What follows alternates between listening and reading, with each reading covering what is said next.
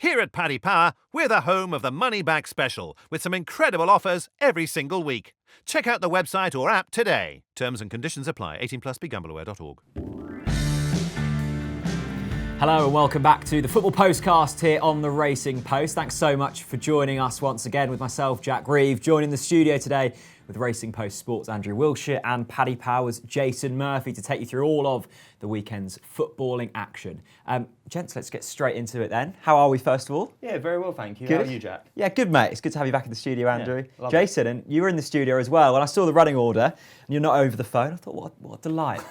Thanks very much. Thanks for having us again. It's always good to pop in. Yeah. How's the cup of tea? Yeah, good. Yeah, left the tea bag in it. I like my tea strong. Oh, do you? Just a drop of milk, just for a bit of colour. Yeah, it's a good cup of tea. Thanks. Good stuff. Andrew, you were down at the Spurs game last night in the stadium.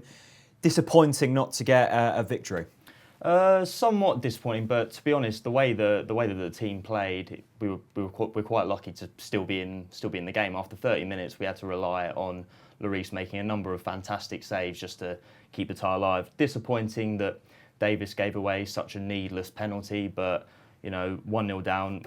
Tottenham proved last year that they can pull off these miraculous comebacks. So just have to wait and see how it goes. Jason, it felt slightly going into that game that Leipzig were being a bit underestimated. Did you feel the same? Yeah, 100%. So when the market opened after the draw, Leipzig were actually dogs in the qualifying market. They went off, I think could have been 8-11 to qualify come kick-off. Now, obviously, since the fixtures came out, Harry Kane injury and Son injury as well really drove that. But definitely opening prices, Leipzig were underestimated. They were in a bit of bad form in January. On paper, I think they'd only one win in 5, but in that 5 games, one was a cup game away to Frankfurt. The rest of the few players weren't on the bench. And one of them other games was a 0-0 away to Bayern Munich, which they actually won the XG battle 1.8 to 1.1. Okay. And we've seen what Bayern Munich did when they came to London to play Spurs. So, if you did a bit of research on it, you could understand that, Leipzig should have gone off, and rightly so, went off Fabs last night. Yeah, Andrew, another English team we saw beaten with Liverpool. Now, I saw them play Norwich at the weekend. I thought they'd looked slightly off the pace. They still found a way to win, as they usually do, but unstuck against a good Atletico Madrid side. Yeah, and I mean, to be fair, 1-0 to Atletico, I think that plays very much into the Madrid side's hands, especially keeping a clean sheet at home is always so important, and I can certainly see them being under the cosh at Anfield, but they're so defensively sound, defensively minded. They've conceded only 17 goals in 24 league games this season, and I do think that Liverpool do have a tough task on their hands. What was it about Atletico that Liverpool simply couldn't find a way to break through? Because as I said to Andrew, they've often found ways to get through sides, even when it doesn't look likely. Yeah. Atletico were a slightly different side here. Part of it was the formation set up, the 4-4-2. There's a lot of Premier League sides won't do that and feel obliged to come out and play football against Liverpool. Whereas Atletico, when they sit back, the low block, the 2 banks of 4, they're so good at doing it. Yeah. Simeone, in 6 first leg Champions League knockout ties, they haven't conceded a goal at home. That's a phenomenal record against the quality of the teams that they would have played against. The biggest thing about that result was I was surprised because I should have known Atletico Madrid that Simeone had this performance in them. They're not good going forward. There's 11 teams in the Liga have scored more goals than Atletico this season. Okay. So it was a lucky break for Saul for the early goal, which suited them down to the ground. But Liverpool's away record in Europe is really poor. Even though they won the Champions League last season, terrible performance away to Barcelona. And the group stages last season, they lost to Red Star, PSG and Napoli. And Napoli this season as well. So I was surprised that I was surprised. Yeah, it's remarkable, isn't it? Let's get on to the next few Champions League fixtures that include English sides. Next Tuesday, we see Chelsea take on Bayern Munich. Andrew, how do you think this one's going to go? I do think Bayern are a little short at 8-11, but they are the side that I do think will come away with a victory. I mean, Chelsea have lost 7 of their last 14 league games. They've only picked up 15 points in the league in their last 14. So they've been in pretty poor form, and it says a lot about the state of the Premier League that they're still in 4th place. Yeah. In that sort of form. They've won only 8 of their 19 games at Stamford Bridge this season, and we saw in that game against Manchester United that I don't know, that under Lampard they're not quite the finished article, and against Bayern Munich. Bayern haven't been great. Well, they haven't been dominant in the Bundesliga this year, but they have actually won 9 of their last 10. They're playing bottom side Paderborn on Friday, so they're going to have that extra day of rest. And with Lewandowski, Muller, and Gnabry all on fire, I think that they can take the advantage. I mean, it's amazing that we're talking about Bayern in a sense that they're not dominant, but they've still won 9 of their last 10. It shows just how good they are, isn't it? Yeah, and we've taken a position in the outright. We're actually shorter than the market on them. We think Bayern are a great bet because we definitely fancy them to get through against Chelsea, and then you're into the last 8. For me, the 8 to 11 is a bet. Chelsea, like Andrew said, haven't been in great form. No wins in 4. Abraham is possibly going to be a doubt for the game, but the big loss will be Kante. The one player Chelsea, if they could pick one player to have fit on the pitch for this game against Bayern Munich, it'll be Kante. So for me, I'd happily be back in Bayern at 8 to 11. Sounds good. The next game is Real Madrid against Manchester City. Now, this throws up a whole range of questions because of the news that surfaced last week with Manchester City's ban from the European competitions. Now, first of all, Jason, what do we make of the impending ban? It's obviously up for appeal. Yeah. What's going on there, and does it now mean that Manchester City will be taking the Champions League more seriously this season? Yeah, so first of all, it hasn't that they broke the rules necessarily, the rules that are set up, it's that they lied about it. So for me, they're right to be punished. You can't do that. You know, in purpose of fair play sport, you have to be honest. So it's right that UEFA have called them up on it. UEFA aren't going to call them up unless they have evidence and have a reason to take this case. Man City, I don't agree with their mentality as a club and their approach that they're taking to it. You know, that there's some kind of agenda against them. That's not the case. It's an independent panel by UEFA, and if you look at the names on the panel, they've no reason to single out Man City in isolation. We could talk about it, we could say, you know, is top 5 now going to be a thing this year? We've offered the market, and we offered it in play for Chelsea United on Monday night, and we'll keep that market up in play for the rest of the season because it could bring a Champions League place. But we don't know when it goes to CAS. My understanding is they can't implement the ban while it's still being decided on if it gets taken to CAS. So it's going to roll for a while, but at the same time, it's in everyone's interest that it's settled quickly too. I think Pep, he's talking now about staying. Sterling's agent came out and said that he stays.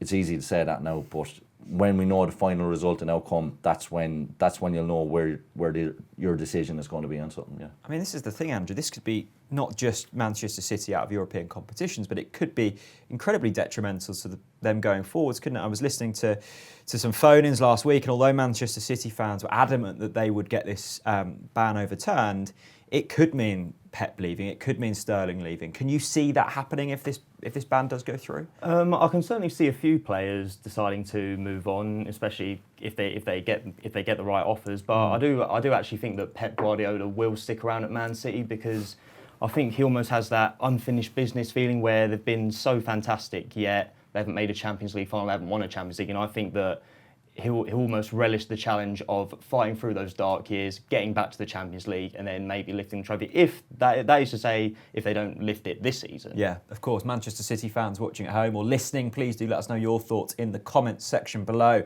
Let's quickly get your thoughts on this game in particular. What's your selection, Andrew, for the Madrid City game? I'm actually going Real Madrid draw no bet at 17-20. I'm very surprised that the bookies have it as a pick'em game. I think Real Madrid should be the clear favourites. City have a very tough game against Leicester on Saturday evening, so to then travel to Madrid, you know, the Bernabeu isn't the easiest of places to travel to. And I think Madrid, they're top of La Liga, they're in really, really good form this season, and they'll want to take control of the tie. Jason, nodding a lot there.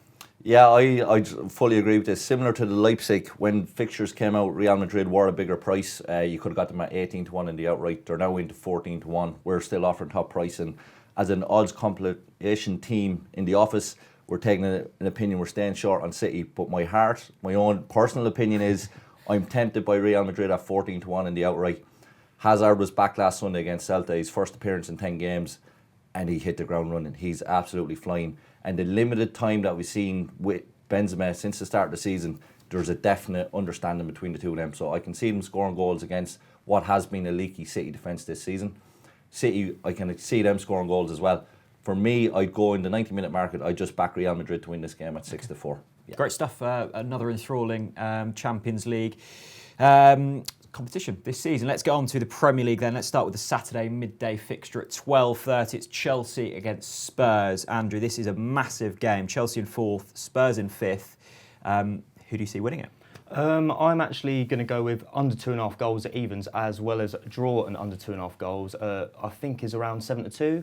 Obviously, Spurs have their attacking issues at the moment, and I always find with these lunchtime games that goals tend to be tend to be more at a premium, and I think at this stage, despite the fact that Chelsea and Spurs could do a number on each other, it's a bit of a 6-pointer. I think both sides would actually be happy to take a draw given their status at the moment. Lampard certainly under a bit of pressure now after that United result, and I think he'll be quite keen to steady the ship, and I can certainly see it being just a cagey affair. Brilliant. Who are the bookies favouring here? Yeah, we've Chelsea 4-6 at the moment, the draw 11-4 and Tottenham 7-2. Like I said, Chelsea are in a poor run of form. Potentially could have had top 4 sewn up if they had got the win Monday night. And that Bellerin goal against Arsenal was a massive, that equaliser, 3 points in that, and Chelsea keep that gap there. For me, the striker situation is obviously an issue. Abraham, is he fit, is he not? I think he should give Giroud a start. Giroud has been injured roughly for the last 2 months, but when he's played for the French team since the summer, he's always delivered in difficult games away to Iceland, against Turkey. And he started the Super Cup game as well for Chelsea and opened the scoring against Liverpool. So I'm not sure why Lampard has fallen out in favour with Giroud. But even off the bench, there's only one player who has scored more goals off the bench in Premier League football than Giroud. Giroud has 20 goals, Defoe has 24. But Giroud's goals per minute ratio is the best of anyone. It's about a goal every 88 minutes as a sub. Okay. So why not use him more? Yeah. I don't understand it. So for me, if Abraham isn't fit, Giroud is possibly a bet at 9-2. That's too big if he's starting up top for Chelsea. But again, I'm not sure how I feel about Chelsea. I'm not sure how I feel about Spurs. Mourinho, he's playing mind games with me, saying Spurs are so tired after last night. I don't fully believe it. Lucas Moura is full of energy. He'd be playing up top, and we now know Son was a penalty taker with Kane out, but Son is gone now as well. I think Lucas Moura will be on penalties. He's taken 7 in his career, 6 for PSG and 1 for a friendly for Brazil. Lloris was actually in goal and he scored it. He scored all 7 penalties that he's taken. So I'd say Mourinho would probably give it to him if they get one. So I think there's definitely value in Moura there. He's 8-1 with one bookmaker for first goal score. Comprehensive, love it. Let's move on to the 3 o'clock kickoffs. Let's spin through these because we've got quite a few games to go through this week, gents.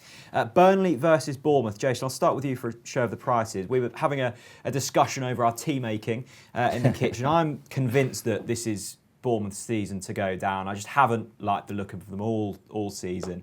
I know they've been affected with injuries, but even when they've been fully fit, I don't think they've been fully at the races. They travel to a Burnley side who have looked fairly resolute this campaign. How do you see this one going? For me, the prices is Burnley 11-10, the draw 9-4, and Bournemouth 5-2, and I'm tempted by the Bournemouth 5-2, and I'll tell you why. First of all, the last time these teams met, it was an atrocious game. The XG was 0.14 to 0.14, and Rodriguez scored in the 89th minute when most people were either asleep or probably gone home, you know what I mean? Burnley have taken 10 points out of their last possible 12, but the result against United should have won that game. The result against Leicester should have won that game. And Danny Ings, he was afraid of the ball or the wind last week, and they got the win against Southampton. So Deutsch is doing Deutsch-like things, and they're getting the points on the board. Whereas Bournemouth, they've won 2 out of their last 3. They lost to Sheffield United last time out, but in those 3 games, they've had the same starting 11, bar Lerma being suspended for the Sheffield United game. And that starting 11 they're putting on the pitch, I'm really impressed with. King is to come back as well from injury.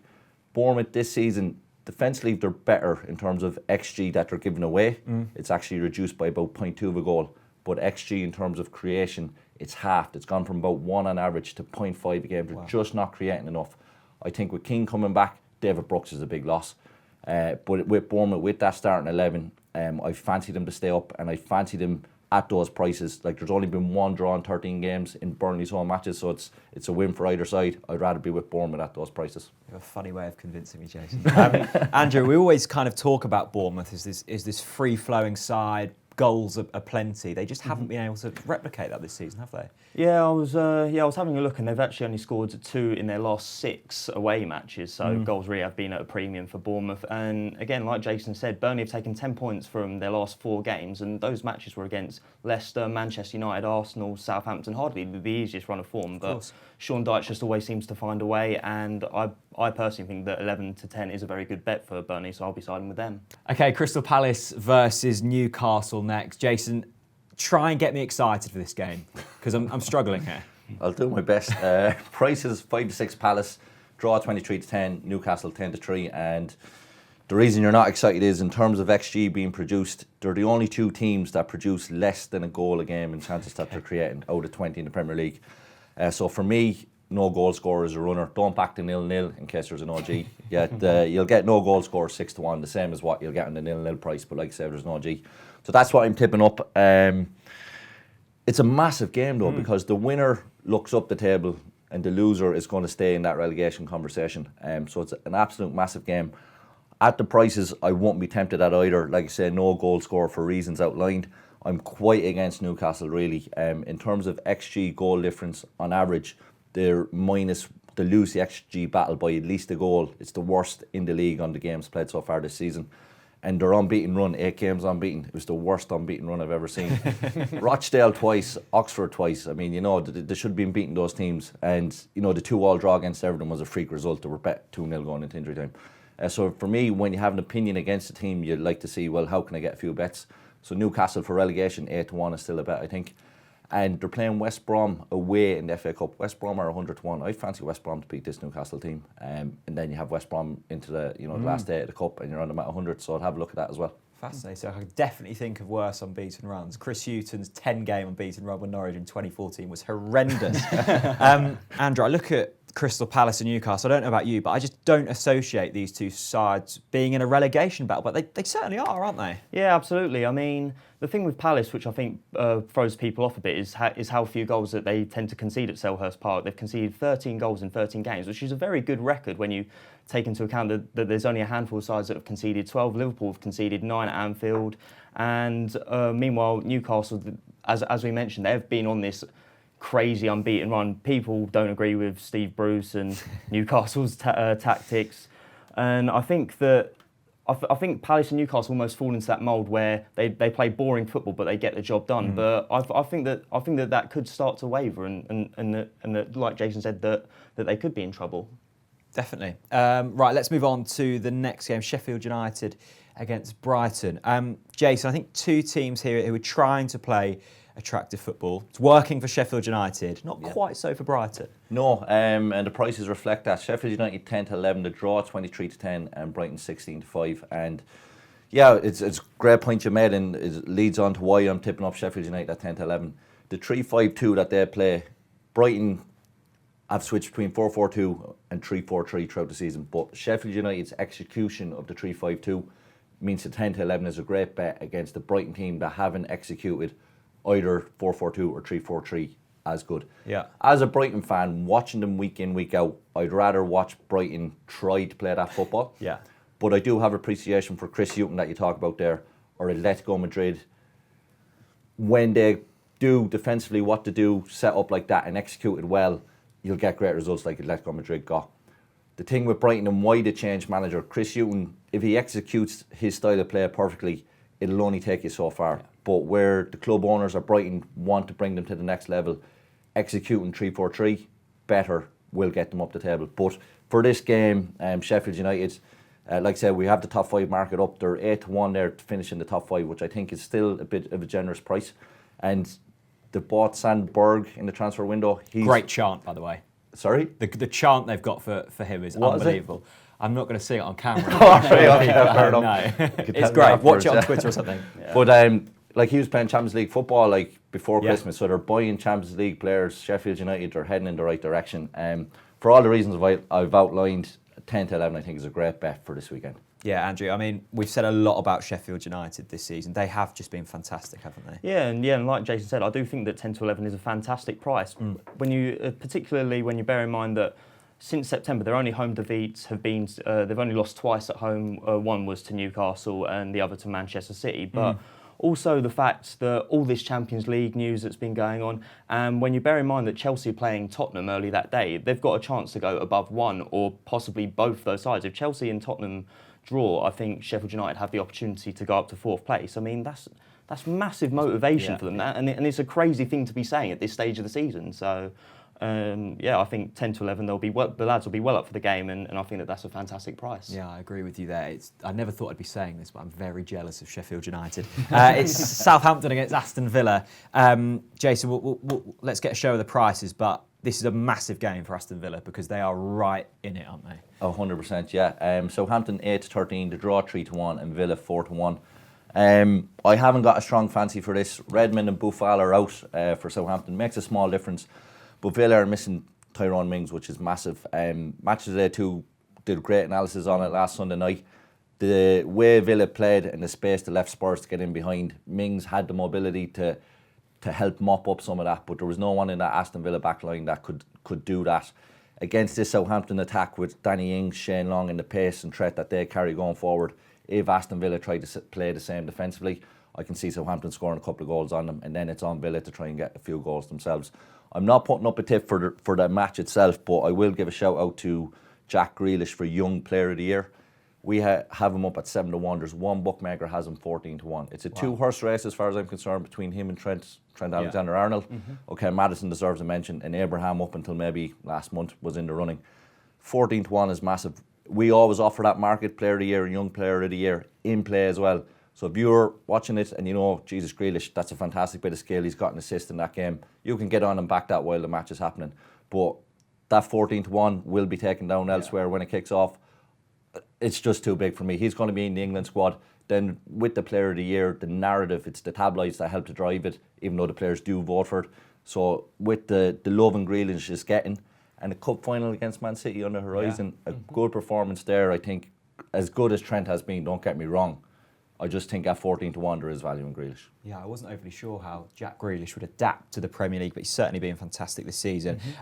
Andrew, we haven't really touched on Southampton. I mean, they've snuck up the table nicely. Can you see them squeezing past Villa here? I suppose, but at 4-7, I certainly wouldn't be backing them at that price. Southampton do actually still have the worst home record in the Premier League. Personally, I'm more tempted by both teams to score an over 2.5 goals, which is around 9-10. I was very impressed with how Villa were going forward against Spurs. They were almost fearless in their approach, and obviously they came away with 2 goals. And both teams have scored in Villa's last 9 in all competitions. So Southampton, Danny Ings has been red hot.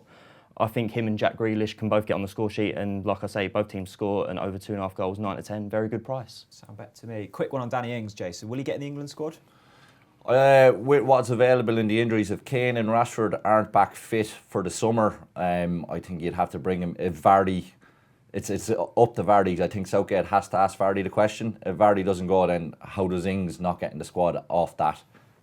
So yeah, he should be included for March because obviously Kane and Rashford won't be there. And see how he does when we get him in camp, but he definitely has to be in the conversation. Yeah, he's been brilliant this season, hasn't he? The Saturday evening fixture sees Leicester take on Manchester City. Now, this is sure to be a very exciting game. 5:30 kickoff live on Sky Sports. Jason, how do we see this one going? Yeah, we've Leicester 10-3, to draw 3-1, and Man City 4-6, and it's a really tricky one to price because of the motivation that's going to be involved in it. From a City point of view, you know, they're 14 points clear of not finishing in the top 4. You know, we'll see what happens in terms of the ban.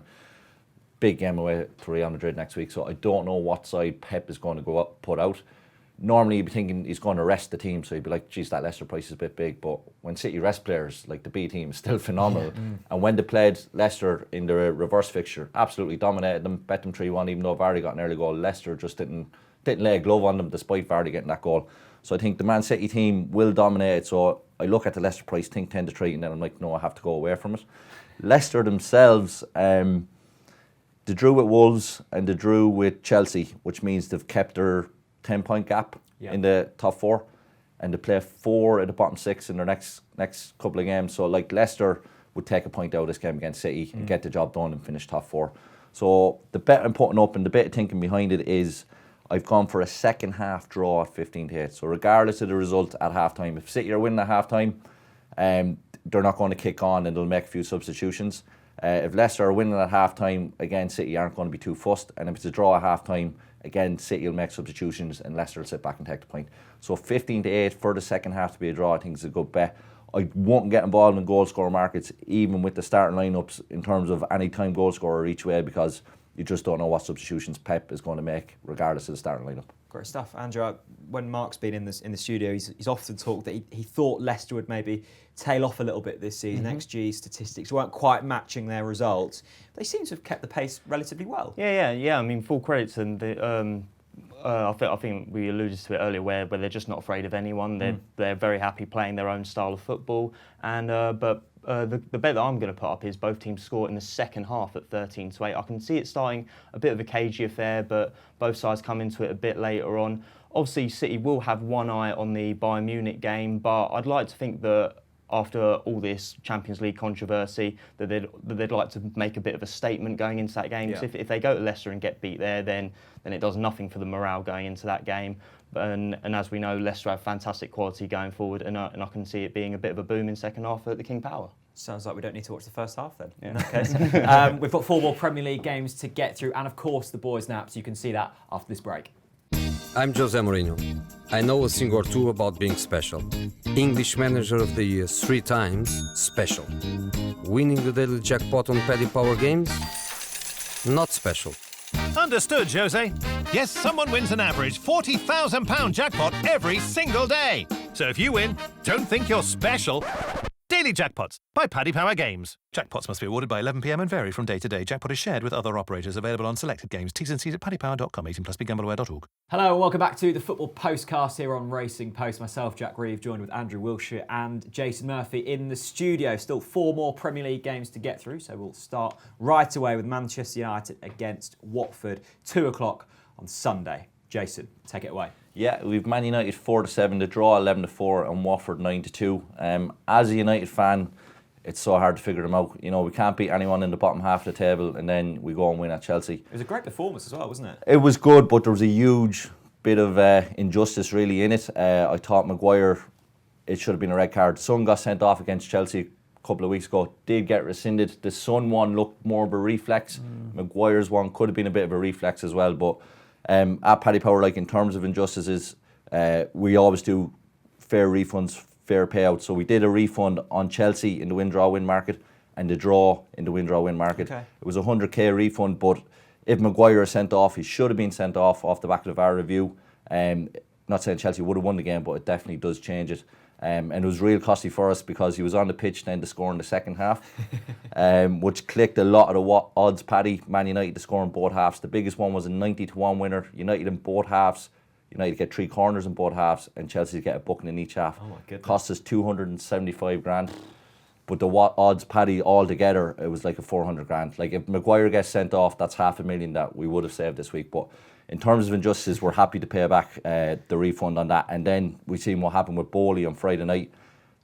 For me as a fan, Wenger's talking about daylight. I'd like to see a try in that Wilfred Bowley goal stand. We paid out on that. Willie Bowley to score a header, score any time, score first goal score, because we could definitely say on that one that we pay out on it because it's a definite result. If he scores, he's the first goal scorer. Whereas with the Chelsea one, we wouldn't know how it would have went if Maguire was sent off. But Maguire still got man of the match as well. Like, it really was a big decision. As for the VAR, it's 50-50. As a United fan, I don't think it should have been ruled, or I think it was right to be ruled out.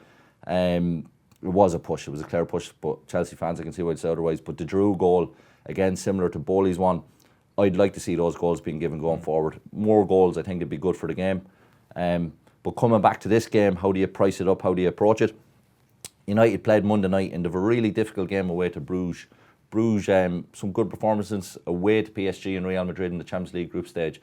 So, as an odds compiler, how do you factor in United playing Monday night, travelling to play this difficult away game Thursday night, to play Watford, who will be well rested for Sunday? So for me, United are too short at that price. Watford have dropped 17 points from winning positions. It's the most in the league this season. 8 points in their last 3 games alone. Like, wow. If those 8 points are on the board, Watford, happy days, they're well safe. I do 100% believe that they will get out of the relegation battle anyways and will stay up. So all that factored in, Watford playing quite well. United with a difficult week. Watford +1 at 13-10. So it's Watford or the draw. You have it in your pocket at 13-10. As a United fan, I'd have to say that is the value bet. Definitely. Andrew, I'm still not so sure that Watford are going to get out of this relegation battle. They had that little new manager bounce, didn't they? But they're starting to struggle again now, and there's some very good teams down the bottom. How do you see this game playing out? I think that I do agree with Jason in the Watford or draw double chance at 13-10 is where I'd like to place my money, mainly because of that Europa League. Probably in terms of this game, I'd wait to see how they got on against Club Brugge before getting involved, because if they have a very tough game there, then it's very hard. Like Jason said, they've gone to Chelsea, then gone to Bruges, then got a tricky game here, and Watford have been pretty decent going forward. So maybe both teams to score at 17-20 could be the bet. But that said, I've also been quite impressed by Martial up top. I think he's playing the role very, very nicely, and him to score at any time at 6-5 also I think has a bit of juice in it. Brilliant. It's always nice to see our panel agreeing on something. The other 2 o'clock kickoff on Sunday is Wolverhampton Wanderers against Norwich City. Wolverhampton Wanderers in 8th. Norwich, of course, rock bottom. Jason, first of all, let's get a show of the odds and how you see this game going. Yeah, so we've Wolves 1-2, the draw 3-1, and Norwich 11-2. And from a Wolves point of view, they're at home against Espanyol tonight. Espanyol have improved, but they've a relegation battle in La Liga that might be taking some of their focus. So I think Wolves will get a good result tonight. But they've played 9 Premier League games after European fixtures this season, including the Europa League qualifiers they had to do. They've only won 2 out of 9 games that they've played after playing in Europe.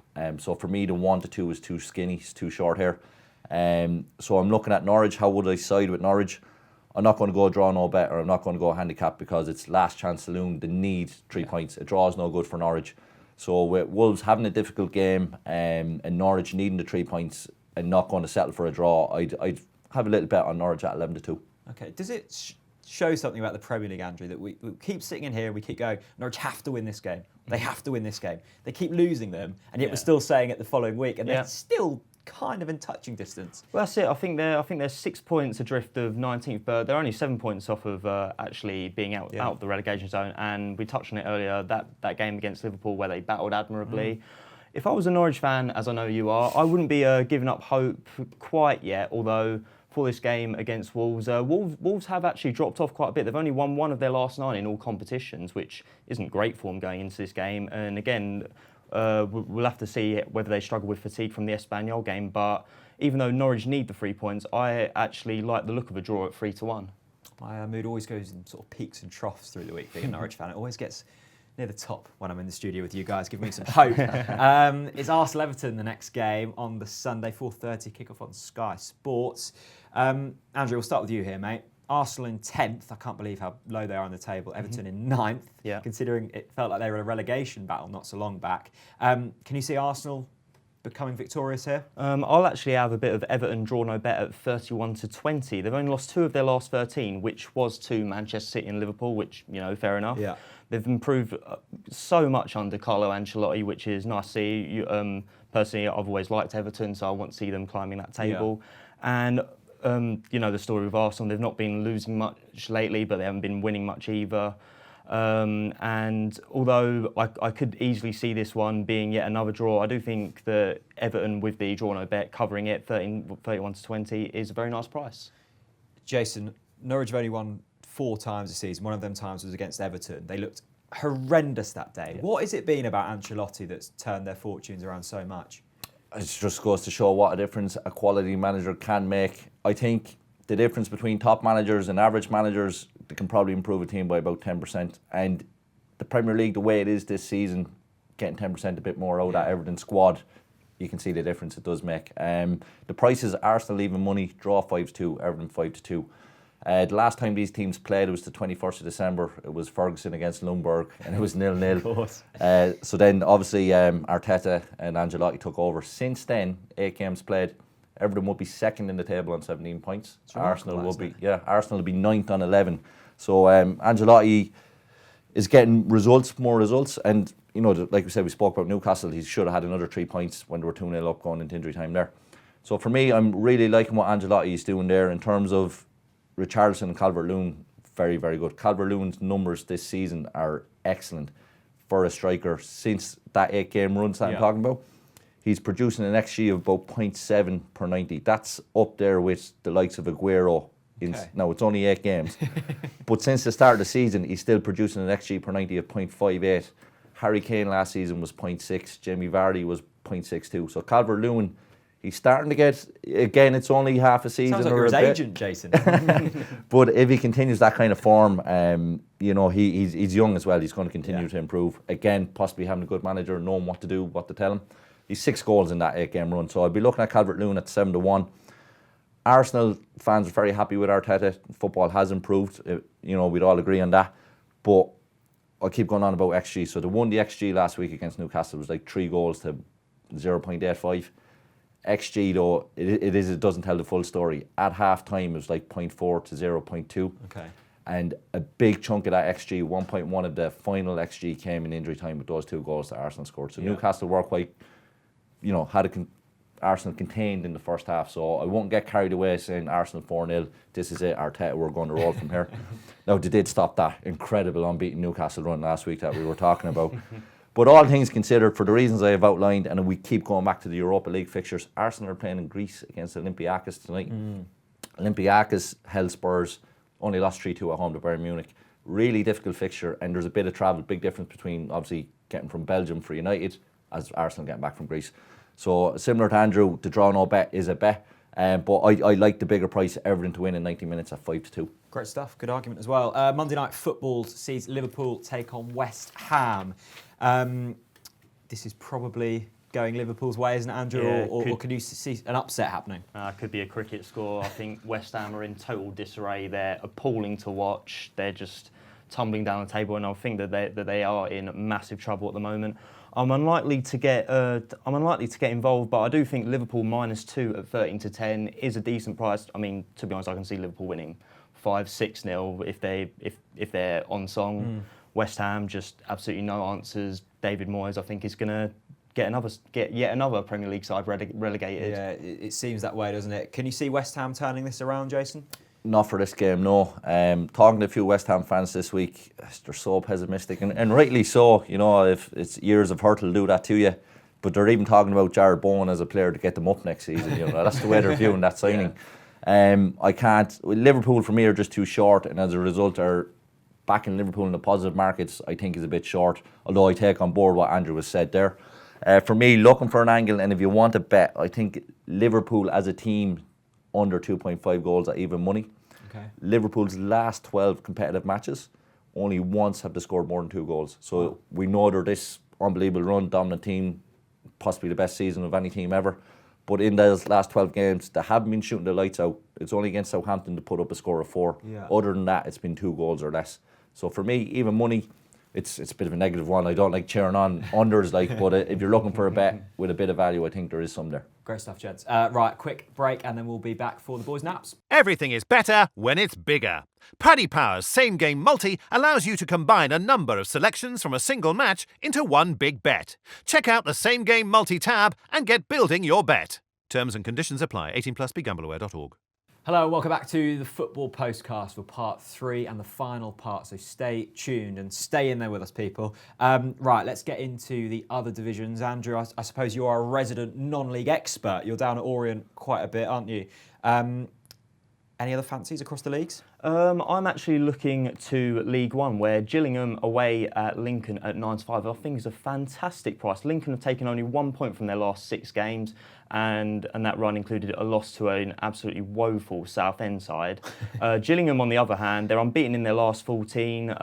There have been a lot of draws in that, which is why they're not quite pushing for the playoffs. But they've won 4 of their last 5. They've lost only 3 away this season, and I think 9-5 is a massive price. Brilliant. You sound very confident. I like it. Jason, any other fancies? I'd give up Celta Vigo at home to Leganés this weekend. Celta Vigo, they drew 2-2 away to Real Madrid the other night. Real Madrid probably should have won the game, but still a great result to get. Their last game at home, Celta Vigo bet Sevilla 2-1. And Leganés, you've probably heard their main man, Martin Braithwaite, has now gone to Barcelona. In controversial circumstances. Yeah, absolutely. Hashtag take my breath away is trending. So Celta Vigo are 10-11 at the moment. It's probably going to shorten a bit, so maybe get on it early, but I do think it's a bet. Another one that I'd give you, Andy Post, is Haaland in the Champions League top goal scorer market. He is unbelievable, isn't he? Phenomenal. I only realised it the other night, right? He can do everything. Okay, so you can put him on the front post for corners, he'll knock them away, right? He'll sprint 60 yards to get involved in the counter-attack. What an athlete. He's not greedy. There was one ball that was kind of breaking between him and Sancho on the edge of the box. No ego. He left it to Sancho. He recognised Sancho was the better player in the better position. Okay. His first goal the other night, he gets involved and lays off. The initial pass gets in the box. It breaks. The reaction is there to poke it home. And then his second goal, it's a little pass into him, but the way he opens up and takes it on his back foot is brilliant to give himself the perfect chance to hit it. Now, most people say he's blasted that in there, but if you look at it, it's actually a really controlled strike. The way he kind of chops down through the ball, it travels like an arrow, like a dart, straight in. The boy can do everything. 39 goals in all club appearances this season. He's absolutely phenomenal. Just quickly talking on that goal again, I've had a lot of pleasure just closing my eyes and listening to it hit the back of the net. It was such a nice sound. Someone said it was like going through passport control and where the stamp it. So the bet is 4-1 with some bookmakers this morning. He's on level with Lewandowski, 10 goals each. It looks like a two-horse race to me. Lewandowski obviously has a game in hand against Chelsea, but I think the market is wrong. The market still has PSG as favs to qualify. I think it's Pickham or maybe slightly Dortmund with the lead. So I can see Haaland getting a couple of more games in the Champions League, and if he stays doing what he's doing, he can put up 14, 15 goals in the competition, and that's at 4-1 is, I think there's a bit of value in it. Absolutely love the sound of that. Right, boys, let's get on to the naps. This will not be beaten. Okay, naps time. Let's see what the boys are feeling confident for here. Jason, we'll start with you. What is your nap of the week? Yeah, so I'm going to go for Villarreal in the handicap market, +1 or double chance away to Atletico Madrid. Atletico Madrid in the Liga have only won one game in 5, and like I mentioned earlier, they struggle to score goals. Villarreal are a bit leaky defensively, but like I said, I don't think Atletico will take advantage of that. Villarreal going forward are phenomenal. They've the third most goals in the Liga, just behind Barcelona and Real Madrid. In terms of XG produced, they're the second highest in the league. If people, if you somewhat follow La Liga, you'll hear a lot about Getafe this season and the great season that they're having. Villarreal are just 4 points behind them. So Villarreal are having a fantastic season in themselves. Cazorla is phenomenal. So Villarreal, they're 6-5, +1 odds against. So for me, they've taken 10 points from their last 12 available. They're in great form. And Atletico, after a big performance Tuesday night, I can see a little bit of a drop-off for Sunday.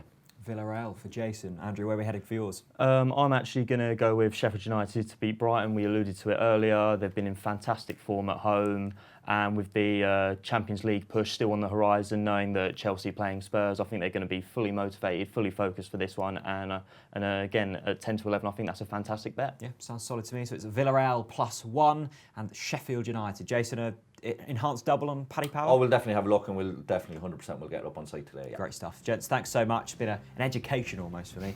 Hope you've enjoyed it. You can join Maddie Plale for the Racing Postcast tomorrow. She'll be running you through all of the weekend's big action from Kempton and also Newcastle. You can join us again next week for another Football Postcast. Thanks very much for watching, and we'll see you again very soon. Bye-bye. Friends, or maybe more. Earn a 20 quid free bet for every friend you refer to Paddy Power, thanks to our Friends with Benefits programme. Log in to your Paddy Power account and share your referral link to get started. Terms and conditions apply. 18+, begambleaware.org.